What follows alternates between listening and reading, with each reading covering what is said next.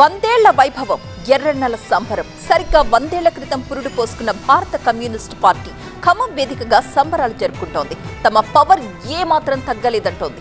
100 ఏళ్లలో చేసిన ఉద్యమాలు, సాధించిన విజయాల్ని శతాబ్ది ఉత్సవాల ద్వారా ప్రజలకు గుర్తు చేస్తోంది సిపిఐ. దేశ విదేశాల నుంచి ఎరుపు దళం ఖమ్మం బాట పట్టింది.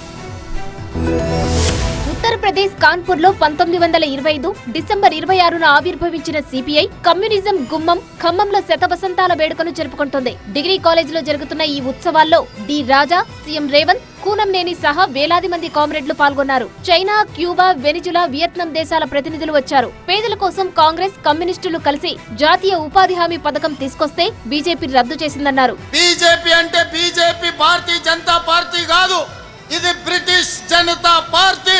బ్రిటిషర్స్ విభజించు, పాలించు, పేదవాళ్లను అనగదొక్కు అన్న ఆలోచన బ్రిటిషర్స్ నుంచి ఇచ్చిన ఆలోచనతోటే ఈనాడు మనల్ని అణిచివేయాలని చూస్తుంది. ప్రజలకు పోరాటాన్ని నేర్పించింది ఎర్ర జెండాని అని అన్నారు సిపిఐ నారాయణ. అరగారిన పీడిత వర్గాలకు సిపిఐ అండగా నిలిచిందన్నారు. నా దేహం ముక్కనే దేశం ముక్కలు కానేమో అని చెప్పింది కమ్యూనిస్ట్ పార్టీ.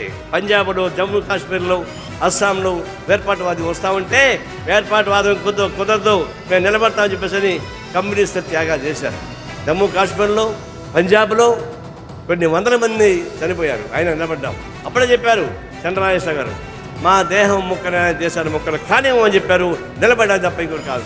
కమ్యూనిస్టు పార్టీకి మరణం లేదన్నారు ఎమ్మెల్యే కూనంనేని సాంబశివరావు.